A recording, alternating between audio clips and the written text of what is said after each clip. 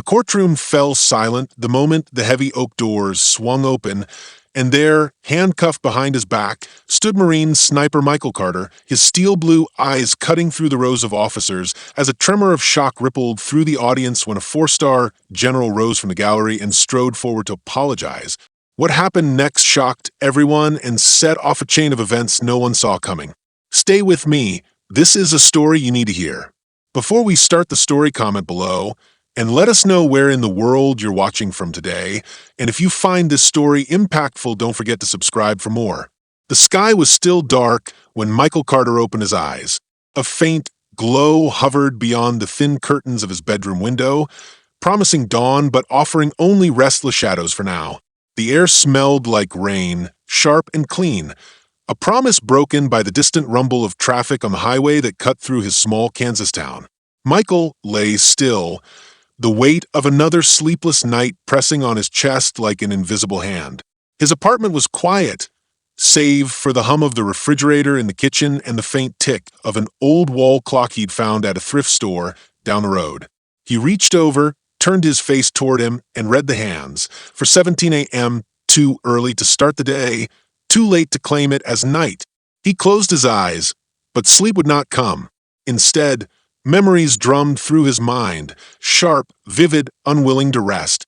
He rose slowly, muscles protesting the motion. Each joint felt too old for his 32 years, each nerve too frayed by years of silent tension. In the bathroom mirror, he studied his face, the pale scar above his right eyebrow, the slight tremor in his left hand, the hollow look behind eyes that had seen too much. He splashed cold water on his face, hoping to dislodge the specters of past battles. When he looked again, he barely recognized the man staring back. In the living room, Michael sat at the small wooden table he'd inherited from his grandfather. He brewed coffee, black, no sugar, in the chipped enamel mug he'd carried through basic training. As the steam curled up, he traced the chipped rim with a thumb. Every dent told a story.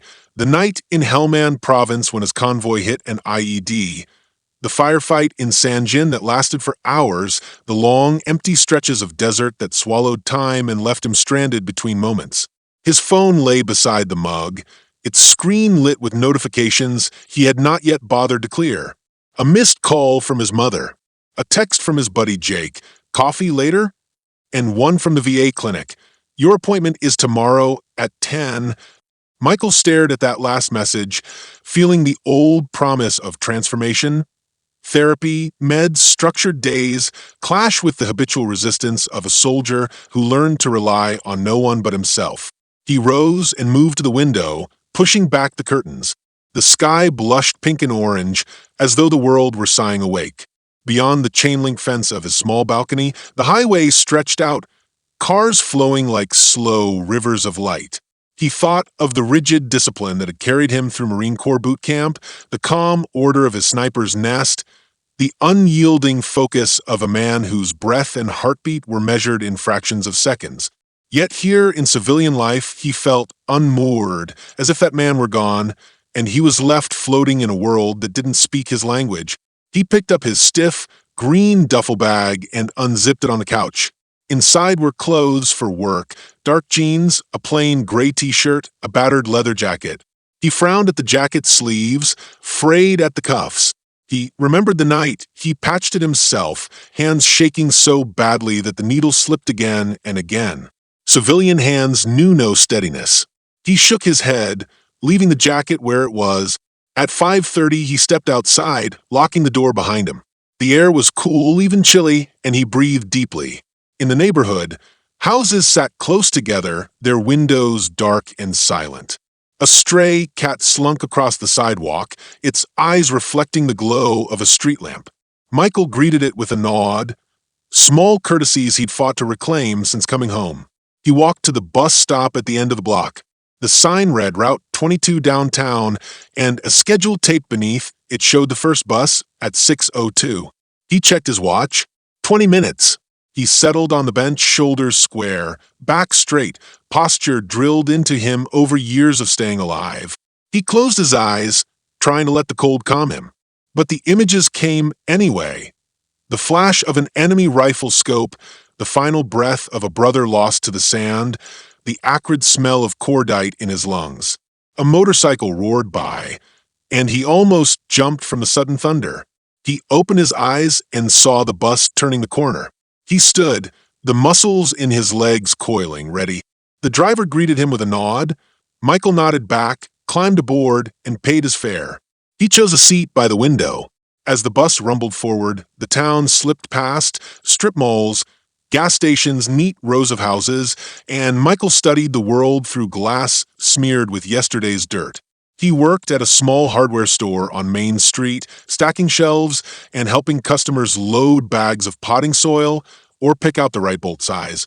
It was steady work, honest work, and the regular hours gave his days a skeleton he'd never built for himself before. But every time a customer asked, "Did you serve or were you in the Army?" he felt a split second of pride, and then a surge of guilt for the lives he'd taken, the promises he'd broken, the boy he'd left behind. This morning, as he stepped off the bus by the big glass windows of the shop, he felt both worlds collide. The sun shone bright over the red brick facade, mocking and warm.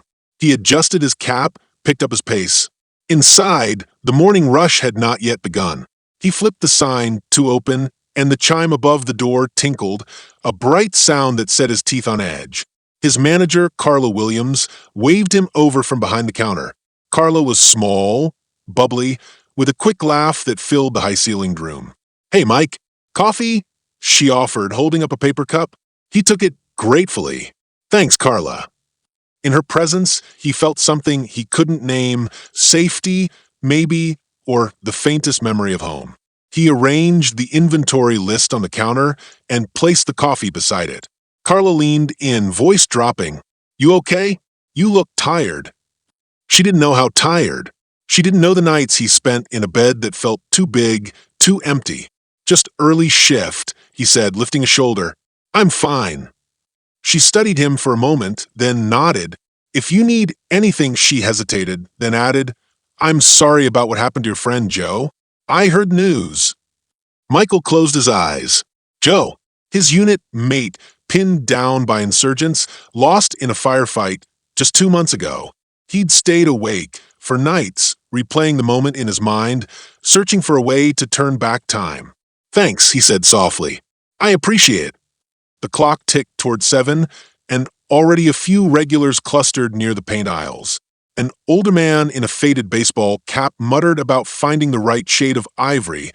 A young couple argued over whether to build a raised garden bed. Michael moved among them, offering advice, carrying buckets of primer, tucking the fabric of his shirt into worn jeans. His hands had once held a rifle, now they worked a price scanner and lifted boxes. Yet, in each movement, there was a precision he couldn't hide, a flicker of control honed on distant battlefields. When the old man dropped a can of paint and it cracked open, Michael was there before the can even hit the floor. He knelt, clipped the spill kit, mopped the concrete with practice calm. The old man watched, astonished.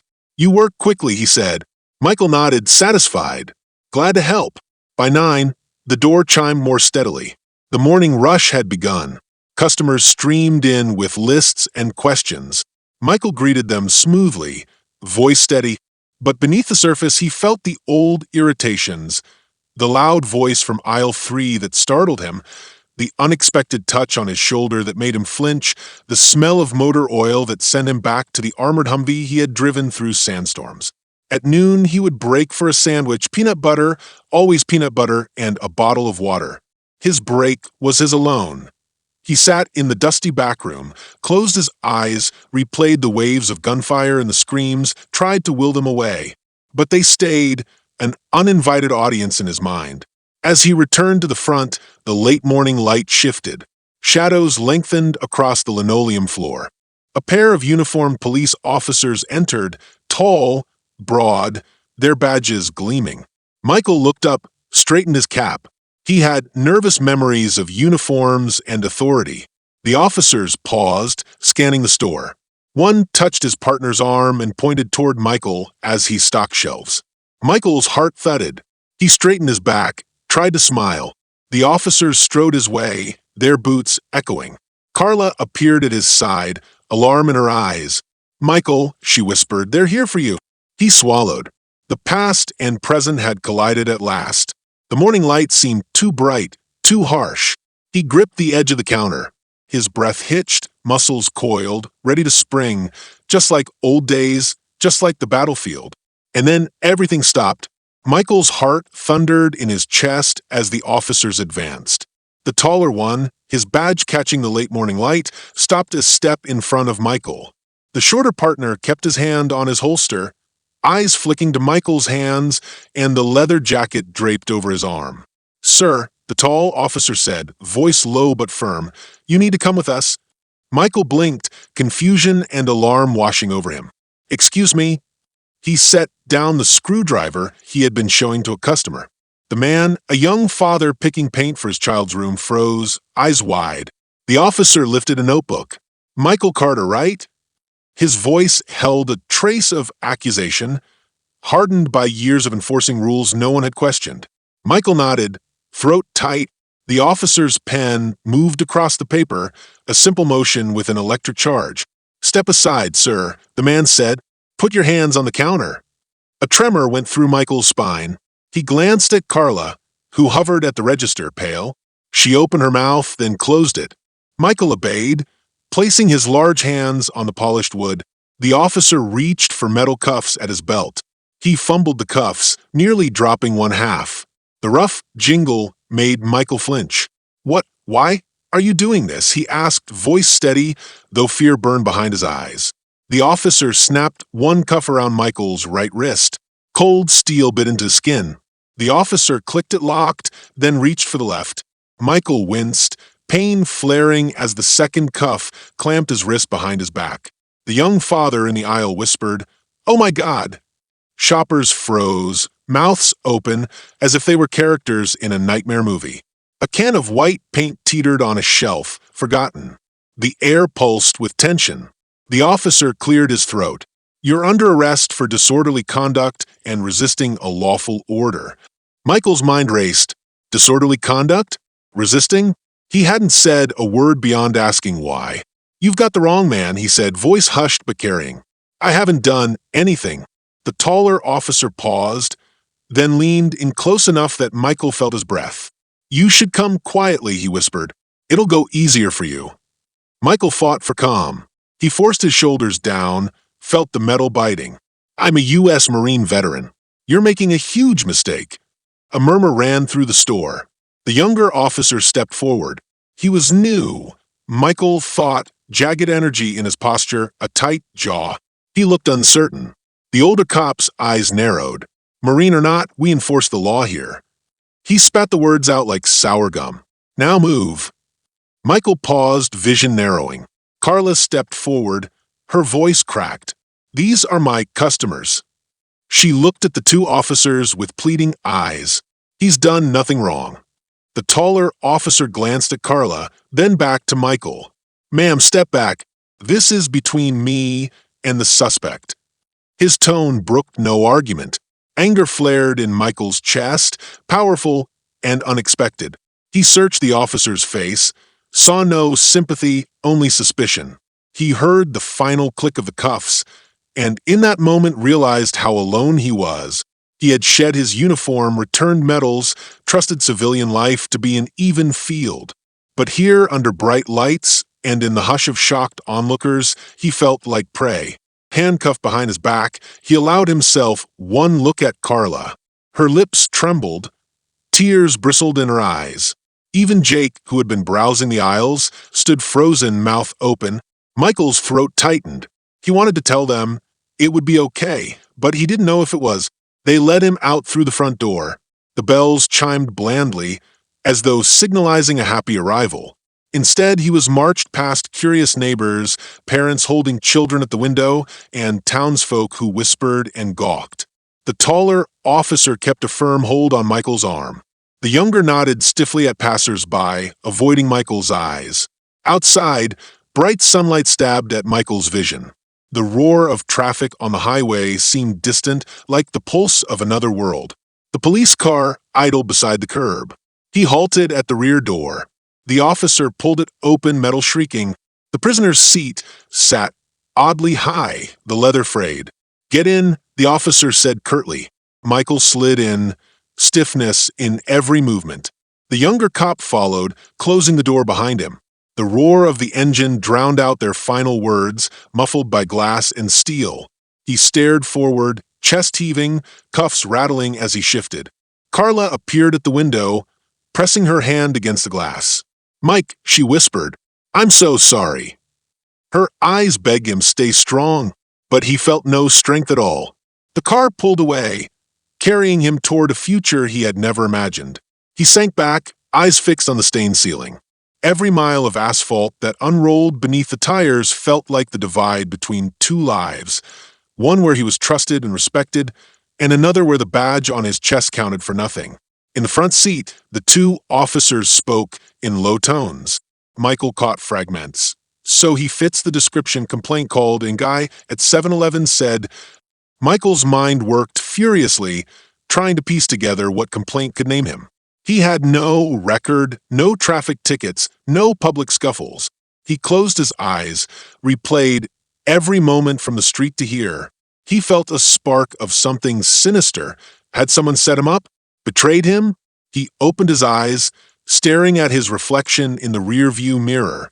The metal cuffs caught the glare of the dashboard lights. He saw the scar above his eyebrow, raw vulnerability in his gaze. A memory flashed, standing on a rooftop in Kandahar, wind whipping around him as he waited, sighting a target. That precision, that purpose, gone now, replaced by confusion. The car turned onto a wider road, Main Street again, but in a different light. The courthouse loomed ahead, its columns white as bone.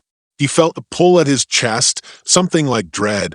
Inside, the lobby smelled of old wood and polished marble. A single security guard stepped aside for the officers.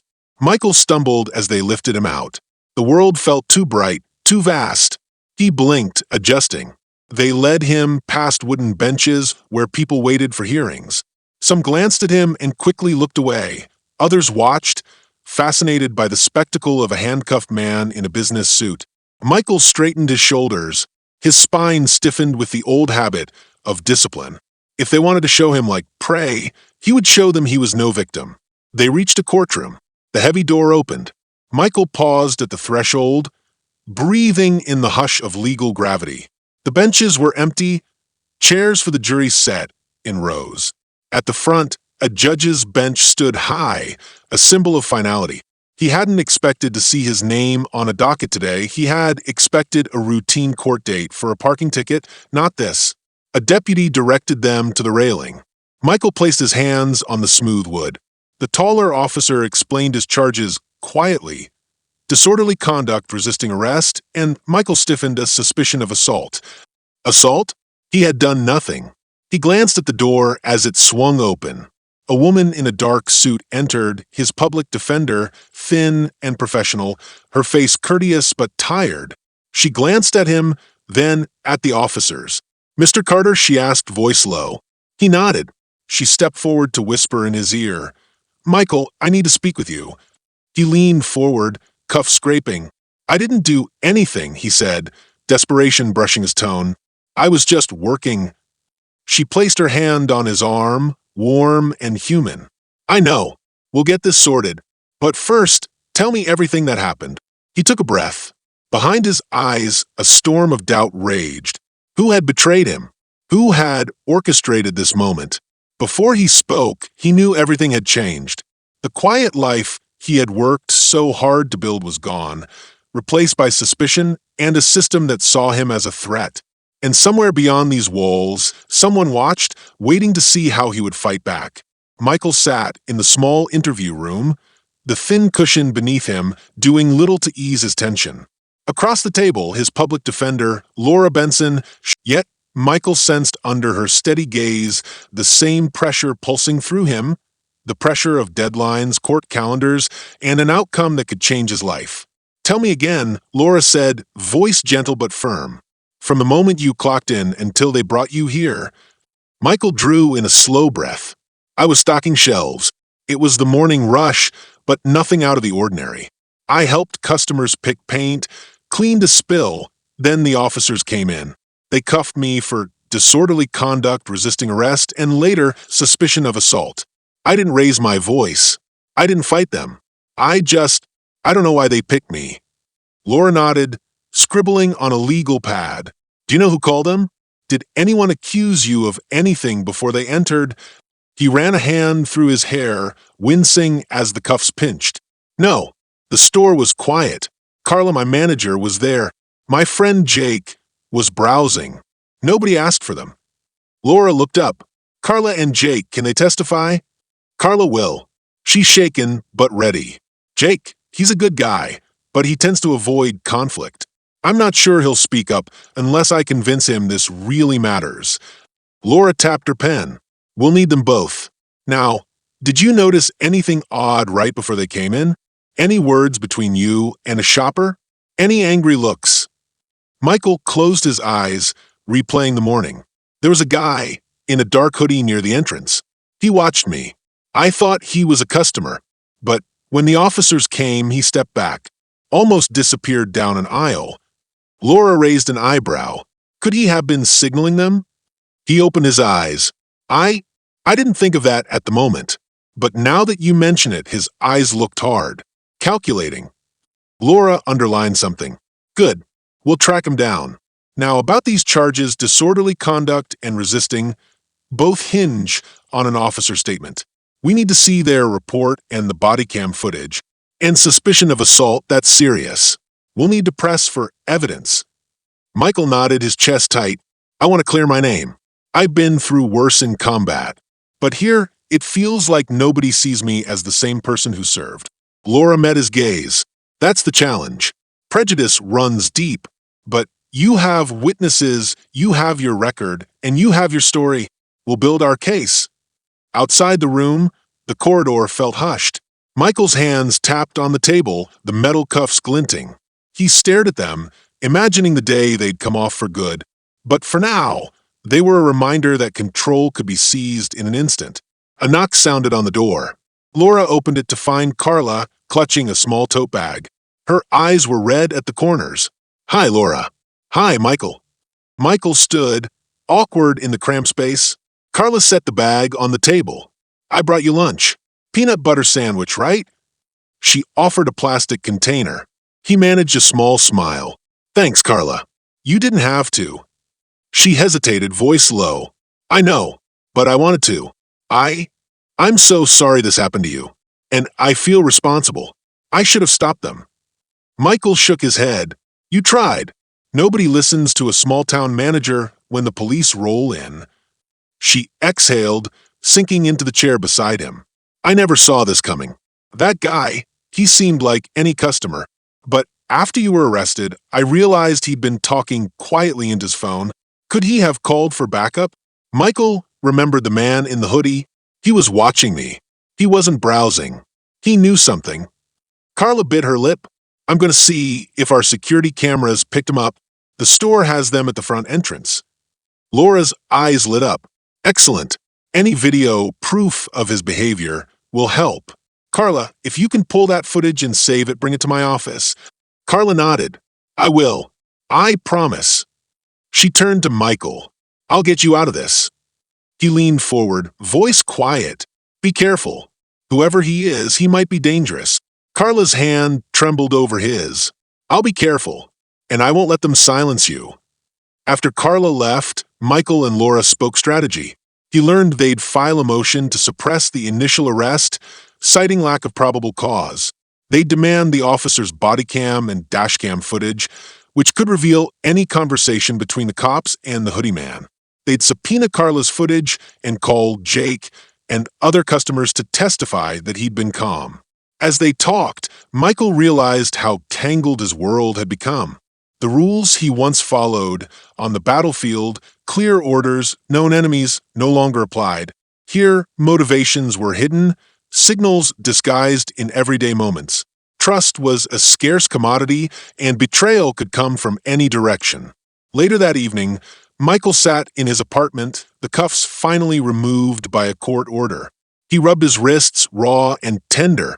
The setting sun poured through the window, bathing the room in orange light. He'd taken Carla's lunch container home, but he hadn't eaten. He stared at the empty table. His phone buzzed. A message from Jake. "Let's grab a beer? I owe you one." Michael hesitated.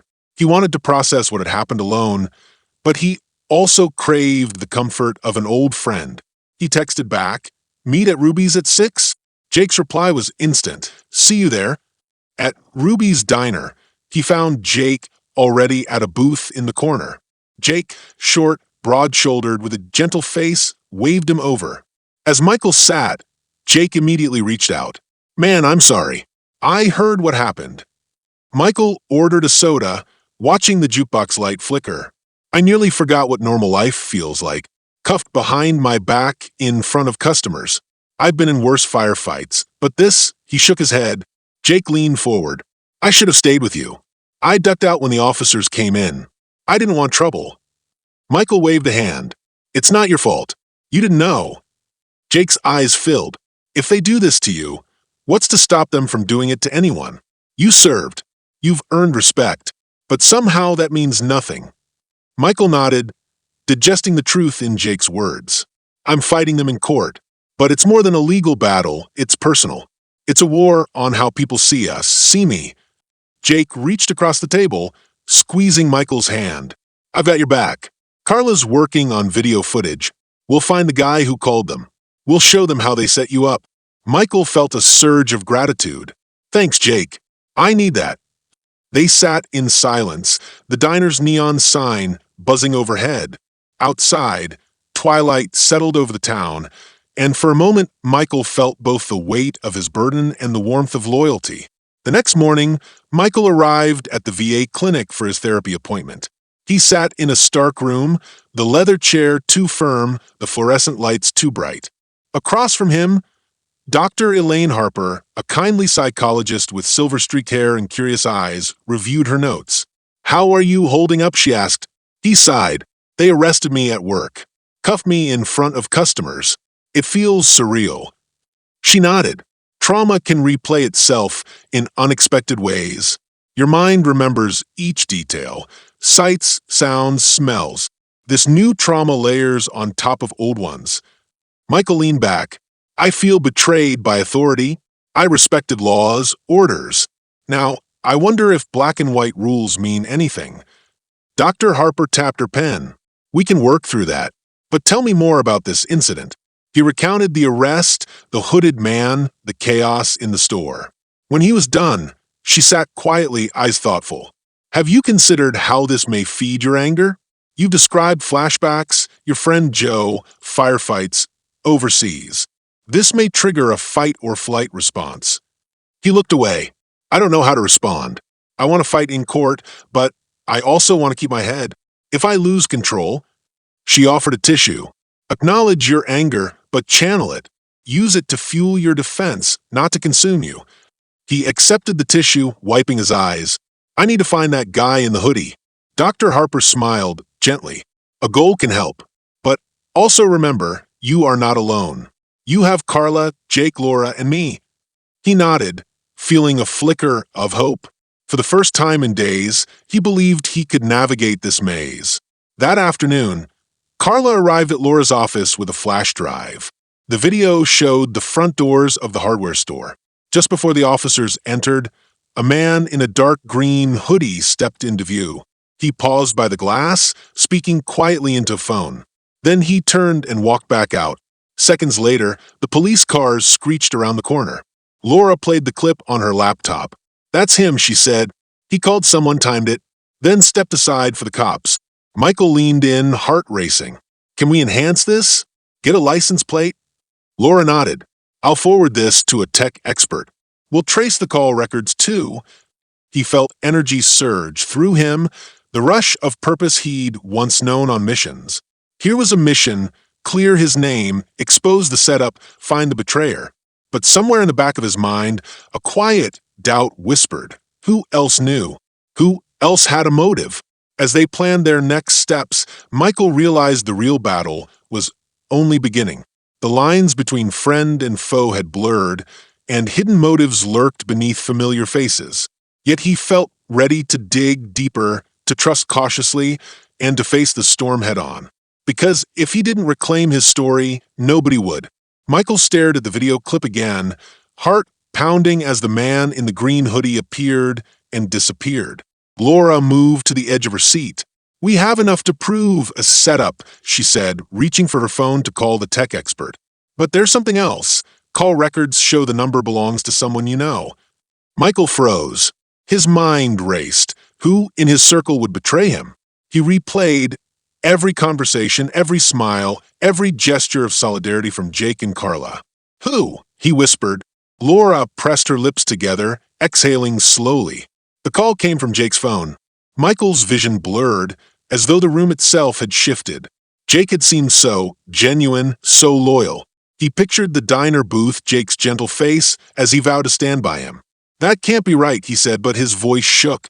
Jake wouldn't. Laura laid a hand on his arm. "I double-checked. It's his number." He called 911, gave your description, and waited just out of sight. Michael pushed back from the table, the chair scraping the floor. "You've got to be mistaken."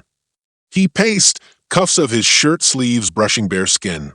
The blazing afternoon sun slanted through the blinds, painting stripes across the carpet. "Jake wanted to help me find the guy. Why would he do that?" Laura frowned, eyes sympathetic yet clinical. "Maybe he thought he was protecting you in his own way. But calling the police on you? That's betrayal." Michael collapsed into a chair, head in his hands. Betrayal. The word echoed in his mind, louder than any gunshot. He remembered training with Jake, the hours they'd spent laughing around a campfire. He remembered Jake's calm in chaos, the way he'd once risked his own life to pull Michael from a burning Humvee. Could that Jake be scheming now? He stood abruptly, stride long and determined. "He'll explain." The hardware store was closed for the evening.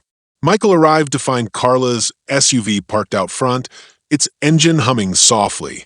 He stepped inside, greeted by the familiar scent of paint thinner and sawdust. Carla looked up from the counter where she'd been sorting security tapes. "Michael," she said, voice cautious. "What's wrong?" He closed the door behind him. "It's Jake." His words hung heavy in the air. "He's the one who called the cops." Carla paled, dropping the tape she held. "What? That can't be. Jake's my friend too." He used his own phone to tip off the police. Michael cut in, voice low, but urgent. "We have call records, video timestamps." It points to him. Carla knelt to pick up the tape, then sank onto a stool. "I don't believe it. Jake wouldn't. Why would he? He promised." "Exactly," Michael said, fumbling with his hands. "He promised me he'd help. He told me he wanted to clear my name. Instead, he set me up." Tears welled in Carla's eyes as she turned the tape over in her hands. Maybe there's an explanation. He could have been coerced. Or maybe someone spoofed his number. Michael watched her, heart aching. "Maybe, but I need to know the truth. I have to talk to him." Carla nodded, voice barely a whisper. "He's at his apartment. He said he'd be there tonight." Jake's apartment was small, a single room above the diner where he worked weekends. Michael knocked on the door, the sound echoing in the hush. After a moment, Jake opened it, face drawn and pale. "Mike," he said softly, stepping aside to let him in. "I've been waiting." Michael slid past into the cramped living room. The single lamp cast long shadows. Jake closed the door, then leaned against it, arms crossed. "Can we talk?" Michael folded his arms. "What happened, Jake? Why did you call the police on me?" Jake's gaze dropped to the floor. "I didn't want to hurt you. I thought I was saving you." "Saving me?" Michael echoed, incredulous. He could feel the betrayal burning through his veins. "By handing me over in handcuffs?" Jake ran a hand through his hair, eyes pleading. "Let me explain. I'm sorry, it's complicated." Michael took a step closer, fists clenched. "Try me." Jake swallowed. "A month ago, I got a call. My younger brother, Tyler, got mixed up with some real bad people. Drug dealers, Michael. They threatened him, said they'd kill him if I didn't help them. They forced me to do little tasks, run messages, pick up packages. I thought I could handle it, keep it quiet, and pay off his debts." Michael's legs trembled with shock. "You never told me." Jake's voice cracked. "I was ashamed. I didn't want you to think less of me." I thought I could keep everyone safe, including you. But then they ordered me to set you up. Why me? Michael's shout echoed in the small room. Why pick on me? They said you were in the way. Jake said, tears wetting his cheeks. They didn't know who you were. They just knew you were a local vet who kept odd hours. They wanted you out of the store long enough to plant evidence for a skimming scheme they were running through the inventory. They said if I didn't do it, they'd hurt Tyler. Michael's world slowed. A twisted plan. Use his reputation to divert attention while criminals siphoned equipment. So, you thought if the police arrested me, the store would be vulnerable? And you could crack the safe or redirect inventory shipments? Jake nodded, voice hollow. Ah, yes. I didn't know what else to do. I was desperate. Michael pressed a hand to his forehead, trying to steady himself. The knives of betrayal cut deeper because of the reason: love for a brother twisted by criminals. You could have come to me. I would have helped. Jake stared at him, shame eclipsing everything else. I was too scared. I thought I could handle it on my own. Michael's shoulders sagged as the weight of Jake's confession settled. You lied to me. You used me. His voice was low, tremulous with hurt. Jake advanced a step, eyes wide. I'm sorry, Mike. I never meant to destroy your life. I meant to save my brother. Michael shook his head, anguish clear in his expression. You destroyed more than my morning. You shattered my trust. He turned away, pacing. The room felt smaller, air thick with regret. Jake followed, voice desperate. Mike, please, I'll fix this. I'll tell the police the truth, testify for your defense. I swear I can make it right. Michael stopped, arms hanging by his sides. Testify? Against me? You set me up, and now you'll testify, so the charges drop? He closed his eyes. It's not that simple, Jake. You broke something fundamental. I need time. Jake's lip quivered. I understand, but I'll be here waiting. Michael didn't respond. He slipped past Jake into the hallway and walked down the stairs into night. The street lamps cast pale circles on the pavement. He felt hollow, as though something essential had been carved from him. The next morning, Michael returned to Laura's office, exhaustion and resolve etched on his face. Carla sat beside him, offering silent support. Laura looked up from her notes, curious. I talked to Jake, Michael said, voice hoarse. He confessed. Laura nodded. I expected that. He contacted my office last night, said he'd testify. But he also gave me something else. Michael glanced at Carla, whose brow furrowed. What? Laura handed them a folder. Inside were bank statements, surveillance photos, and a written confession. Evidence that Jake had been coerced by known criminals to set Michael up so they could raid the store. It detailed names, dates, amounts, everything necessary to dismantle the skimming operation. This is enough to bring down the entire ring, Laura said, and it exonerates you completely. Michael stared at the pages, feeling a surge of relief tinged with sorrow. It solves the case, but it doesn't fix what he did to me. Carla reached for his hand. It takes strength to forgive, she said softly, but trusting someone again, that's your choice. Michael nodded slowly, the evidence burning a hole in his mind. Betrayal had cut him deep, but now he held the pieces of truth. He realized the journey ahead wasn't just about clearing his name. It was about learning to trust again, to find loyalty in a world riddled with secrets. As the afternoon sun slanted through the office window, Michael closed the folder. He met Laura's steady gaze. Let's end this, he said, and then I'll decide what to do with Jake. Laura smiled, relief and pride in her eyes. Carla squeezed his hand. In that moment, Michael felt the first flicker of hope since the cuffs had closed around his wrists. The battlefield had changed, the enemies were different, but the mission remained. Reclaim his life, expose the shadows, and emerge stronger on the other side. Michael sat on the edge of his bed, the pale morning light creeping through slatted blinds and painting thin stripes across his blanket. His hands trembled as he folded the confession Jake had given to Laura. He had read it 10 times already, each word searing in his mind. The names of the criminals, the amount siphoned from the store's inventory, the dates of each coerced phone call, it was all there. justice could be served, the skimming ring dismantled, Jake exonerated. Yet, Michael felt no triumph. Instead, a heavy knot of uncertainty tightened in his chest. He dressed slowly, every motion deliberate. The familiar weight of his duffel bag over his shoulder felt oddly comforting, as if the old routines of kit checks and early hikes could shield him from the chaos of civilian life. He looked in the mirror and studied the man who stared back. The scar above his eyebrow still pink, his jaw set, eyes glassy with fatigue. He remembered field mornings in Afghanistan, loading his rifle, checking the wind. There, decisions were binary: shoot or hold fire, advance or withdraw. Here, decisions came in muddled shades of gray, and every choice seemed to carry hidden repercussions. At the VA clinic, Dr. Harper greeted him with her customary warmth. "Good to see you, Michael. How are you feeling today?" she asked, gesturing to a chair. He sank into it, the vinyl crackling under him. On edge, he admitted, "I've got the evidence against the ring," but he shrugged. "I don't know what to do next." Dr. Harper nodded, folding her hands. "You're facing pressure from every side: your legal case, your memories of combat, the betrayal by someone you trusted. It's natural to feel torn." She leaned forward. "Tell me what worries you most." Michael exhaled slowly. "If I push too hard, the criminals might go after Jake's brother. Or Carla. They know my allies are vulnerable. I want justice, but I'm afraid of the fallout." Dr. Harper's brow furrowed. "You're grappling with responsibility, not just for your own name, but for those who have supported you. That's a heavy burden." She paused. "It may help to list your priorities. What matters most? Exposing the ring, protecting loved ones, clearing your name, rebuilding trust?" He considered. Exposing the ring would stop the criminals and clear his name.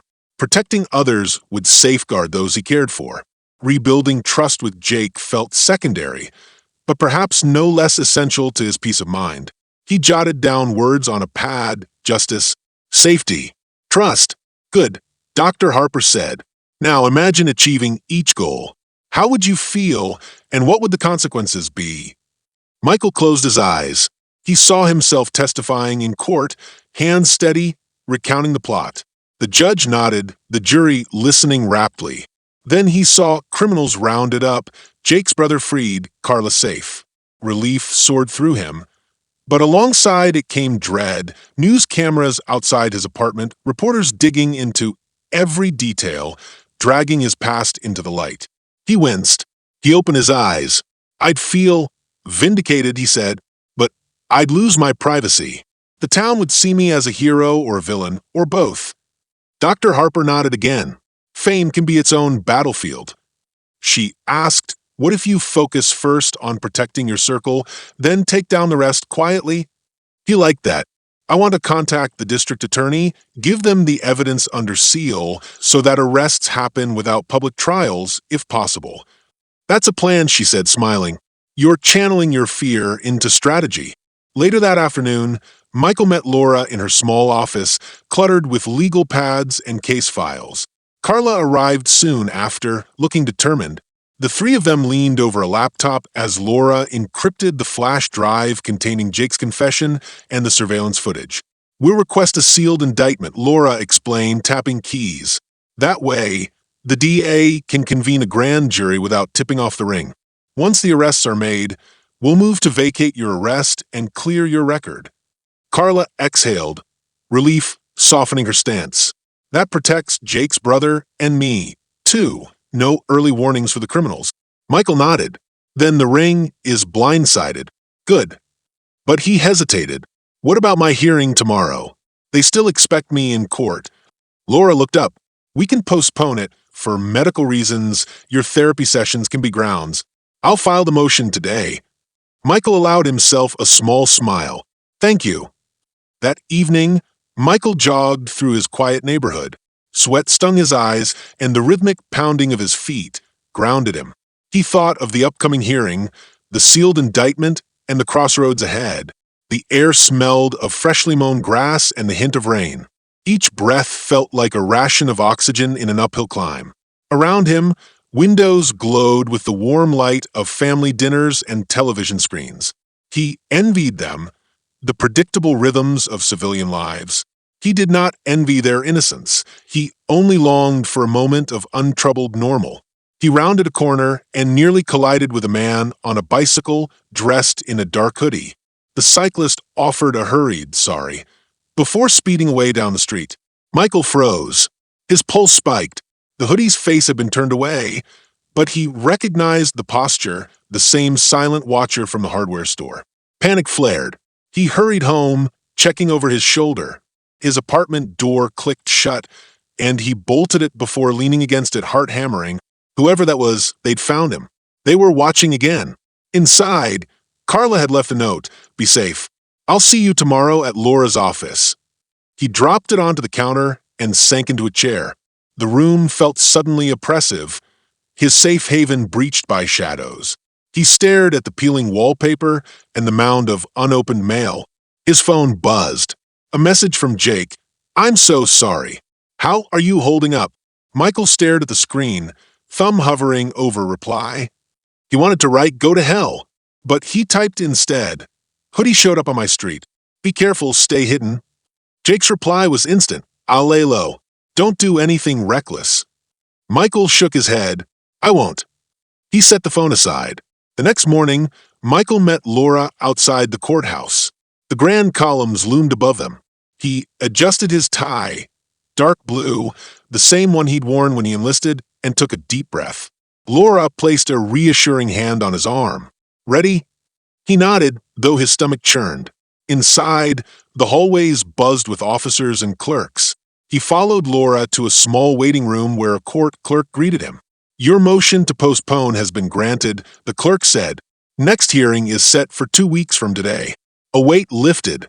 Michael exhaled, the sound echoing in the silent room. Thank you, Laura said, relief in her eyes. He felt a flicker of hope. But then he remembered last night's encounter. He pressed his palms together. I need to talk to the DA's office, he said. Now that this is postponed, we can handle the indictment. Laura nodded. I'll set it up. That afternoon, Michael sat across from Assistant District Attorney Maria Santos in a glass-walled conference room. Santos was smartly dressed, her dark hair slicked back, eyes sharp with focus. Mr. Carter, thank you for coming on short notice, she began. Ms. Benson sent over a sealed affidavit. You mentioned you wanted the matter contained. He nodded. Yes, the less publicity, the safer my friends and my family. Santos studied with him. Understood, but we need to move quickly. We've already convened a grand jury. They'll issue indictments within days. Michael leaned forward. Can we request that no bond hearings be open to the public? And no press releases until after arrests? Santos considered. I can ask. No guarantees, but I'll push for protective measures. Michael offered her the flash drive. This has everything, confession, surveillance, call records. She took it, flipping it between her fingers. This is solid. We'll act fast. As he left the office, he felt the first thrill of control he'd experienced in weeks. The machinery of justice was turning on his side. Back home, Michael found Carla waiting on his porch. Her face brightened when she saw him. They got it, he said. The DA will move on the ring. She exhaled, shoulders relaxing. Thank God. He smiled faintly. I couldn't have done it without you. Carla reached out, brushing a loose strand of hair from her face. We're in this together. He hesitated, then said softly, I'm sorry I doubted you. Her lips curved. You've been through hell. I understand. He looked into her eyes, steady, compassionate, and felt the tight knot in his chest loosen. But as he turned to go inside, the next challenge would test his resolve, his trust, and perhaps his very survival. But for the first time in a long while, he felt ready. The tension was rising, the stakes higher than ever, and Michael Carter would face them head-on. Michael stood in the shadows of the hardware store's back alley, heart pounding like a war drum. The street lamp overhead flickered, throwing long, trembling beams across the wet pavement. He had arranged this meeting with Assistant District Attorney Maria Santos. Bring the ring's leader here under the pretense of a safe drop-off, then spring the trap. Carla, in her bright yellow safety vest, crouched by the rear door, camera in hand. Laura waited in the squad car across the street, radio keyed and ready. Through the glass door at the front, the store lay dim and silent. The rows of paint cans and stacks of plywood stood motionless, witnesses to every betrayal, every subtle twist in the story. Michael's breath steamed in the cold night air. He flexed his fingers, remembering the feel of his sniper rifle's stock, the calm focus of the battlefield. He drew that same calm into himself now. A black sedan eased to a stop beneath the neon, open sign that still glowed faintly. The passenger door opened, and a tall man in a dark hoodie climbed out. Though the hood hid his face, Michael recognized the lean shoulders, the cautious, measured step. This was Cole Hendricks, the ring's leader. He watched Michael's apartment from a distance, threatened Jake's brother, and now crept into his trap. Cole glanced at the shuttered front windows, then strode toward the back alley. Michael stepped forward, voice steady. "You got the money?" Cole's eyes gleamed where the streetlight caught them. He slipped his phone from an inner pocket and handed it over. "It's weird. You have to unlock it." Michael held the phone at arm's length, pressing a thumb to the screen. The display filled with zeros, until it didn't. He watched each digit climb. 50,000, 100,000, 200,000. The money was there. He turned the device in his hand, respect and pity mingling in his gaze. "You're desperate." Cole smirked.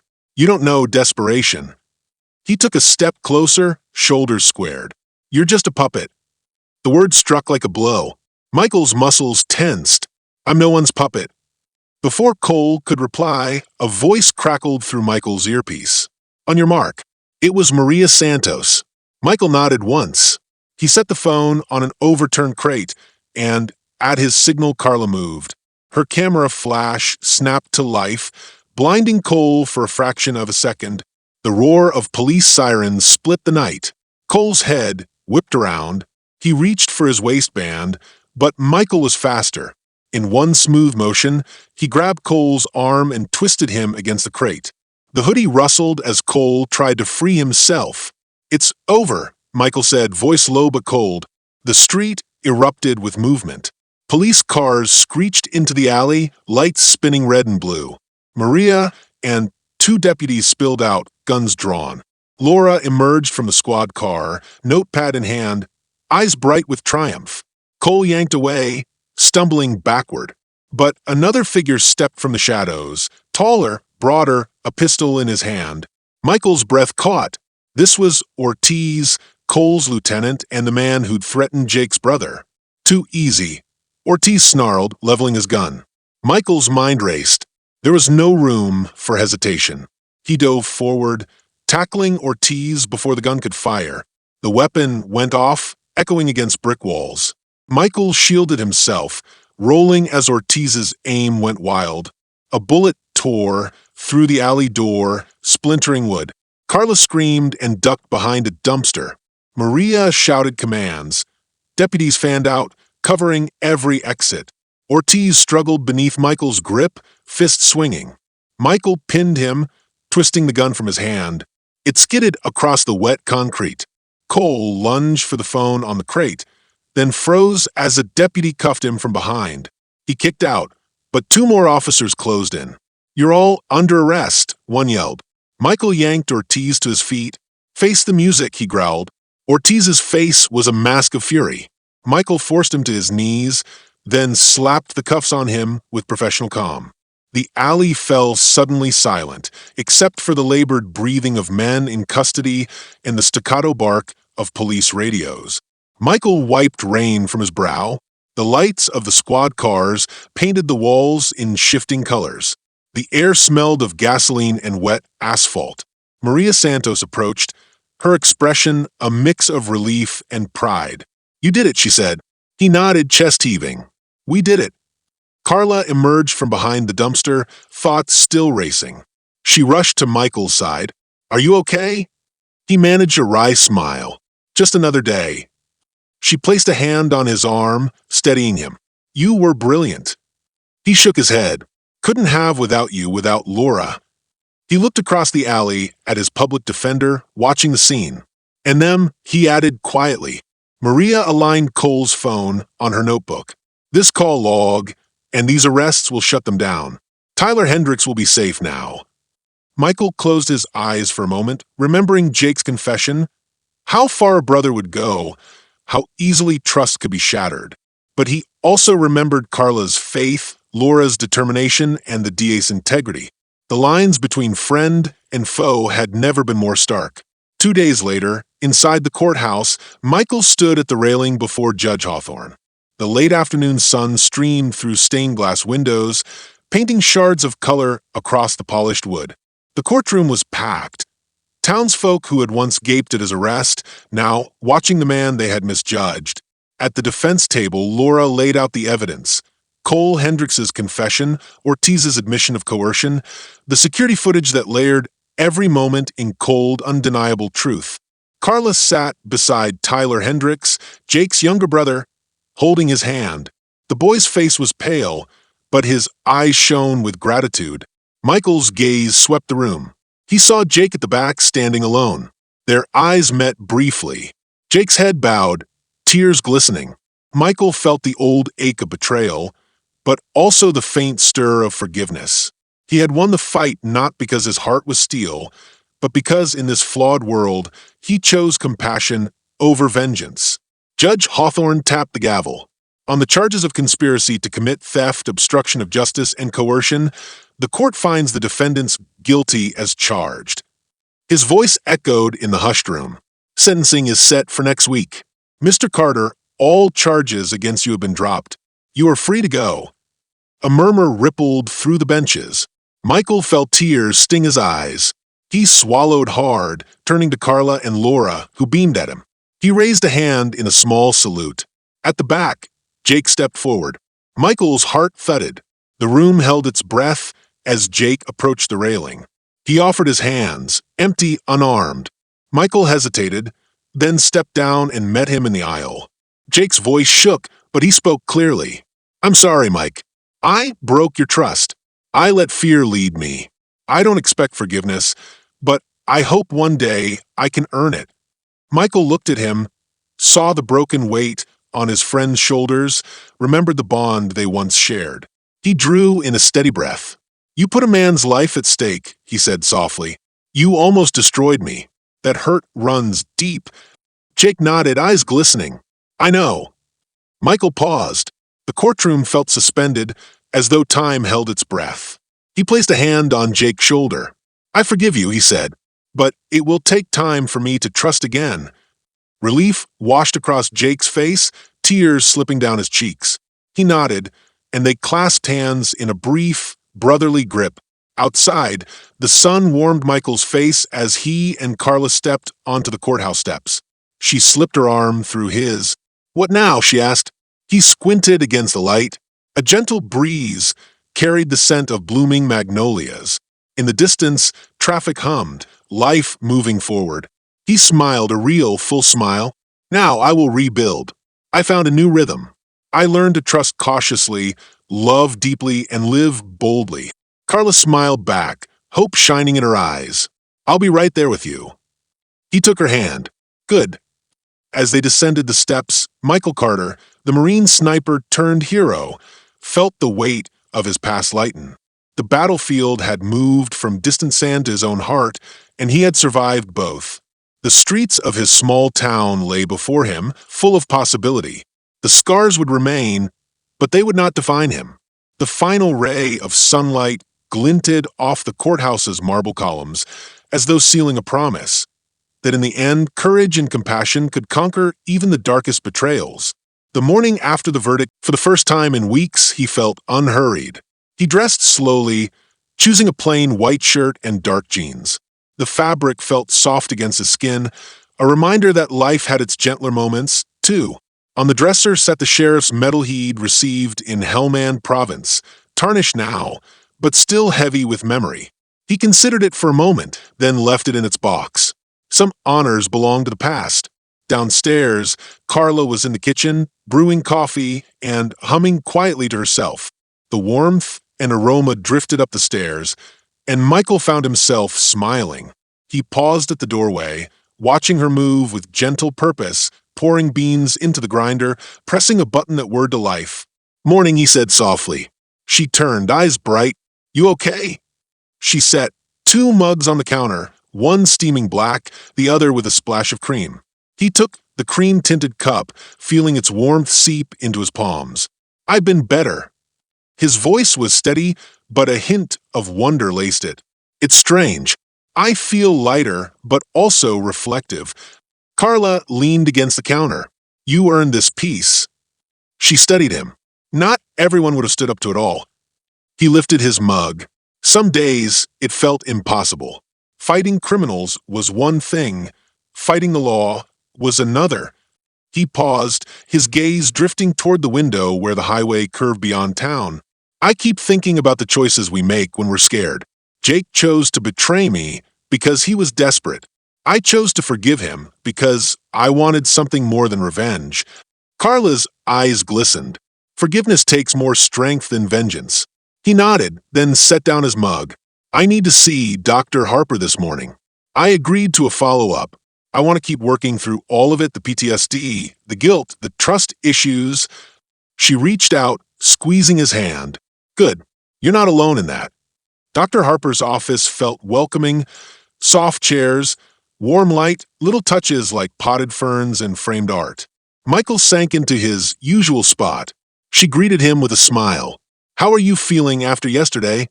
He exhaled, relieved, proud even, but I am also aware of my own shadows. He traced a crack in the wooden armrest. "I did what I had to, but knowing I could have turned to violence, knowing I wanted to at times, makes me uneasy." Dr. Harper nodded. "That tension between control and loss of control is natural for a combat veteran. You faced enemies overseas, then felt betrayed by someone you loved here. It's no wonder your instincts raced." He leaned forward. "I keep replaying the moment Ortiz held that gun to my back. I was ready to shoot, to protect Carla, to protect everyone. But then I thought of Tyler Hendricks, just a kid caught between criminals, and I hesitated. I chose restraint." "That choice shows moral growth," Dr. Harper said. "You honored your principles even under threat." He nodded slowly. "But what about Jake?